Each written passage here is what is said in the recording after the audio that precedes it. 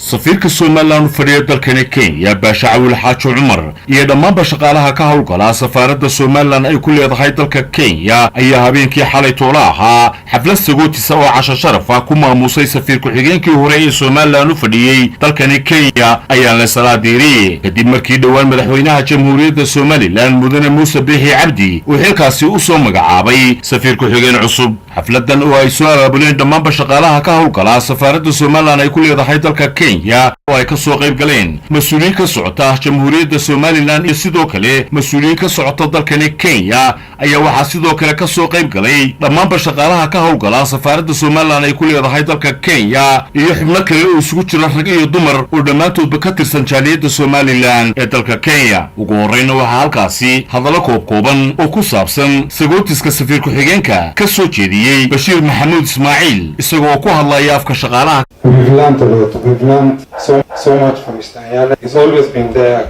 guiding us, showing us the right way. You've imparted us so many lessons that we are very appreciative to. We wish you all the best. waxaa kaloo halkaasi ka hadlay mas'uuliyiin ka socota dalka Kenya iyadoo mas'uuliyiinta ka socota dalka Soomaaliland oo halkaasi hadallo kooban ka soo jeediyay gudoomiyaha hay'adda dhowrista tayada Muuse Xasan Yuusuf. dhammaan marti sharafta wadi salaamay waxaan ku salaamayaa assalaamu calaykum waraxmatullaahi wabarakaatuh. farxad weyn bay noo tahay aniga iyo agaasimaha waaxda qorsheynta ee hay'adda dhowrista tayada anagoo hawl shaqo ku nimid dalkan Kenya inaan ka soo qayb galno xafladan caawa loo sameynayo safiirkii hore ee dalka Kenya ayaan le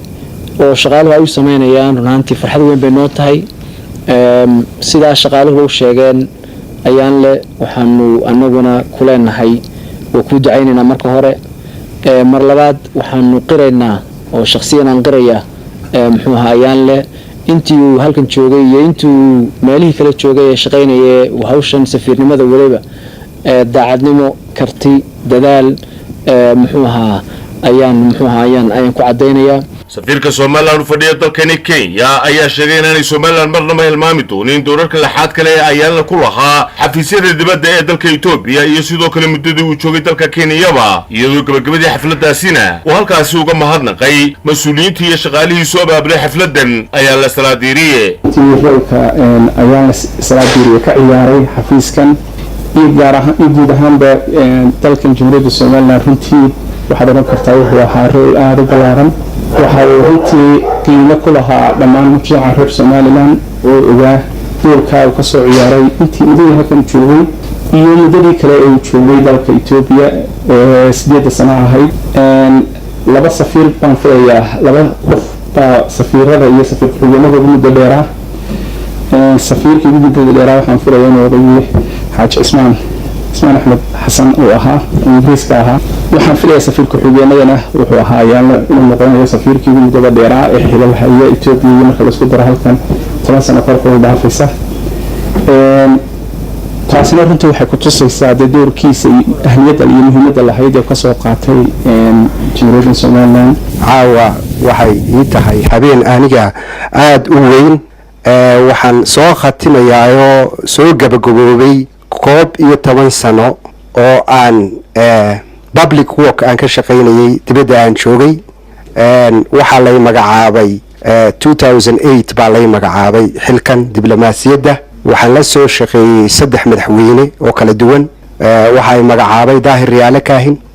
waxaan la soo shaqeeyay Axmed Maxamuud Siilaanyo waxa kaloo jaaniskan siiyay madaxweynaha iminka jooga Muuse Biixi Cabdi runtii in badan baan ku soo jiray shaqadan diblomaasiyadda wax fara badanna waan ka soo joogay waxaan jecelahay Soomaaliland in ay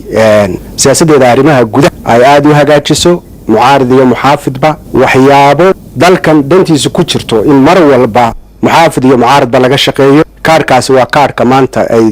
lagula ciyaari karo bulshada caalamka dhaga fara badan baa inoo soo jeeda waxaynu u baahanahay inaynu dimuqraadiyadda iyo midnimada dalka gudihiisa iyo waxba la sii wado xafladan shaqaalaha iyo safiirka uu hormoodka u yahay uu sameeyana aad baan uga mahad celinayaa. Cabdillaahi Cabdi Cali warbaahinta qaranka jamhuuriyadda Soomaaliland Kenya.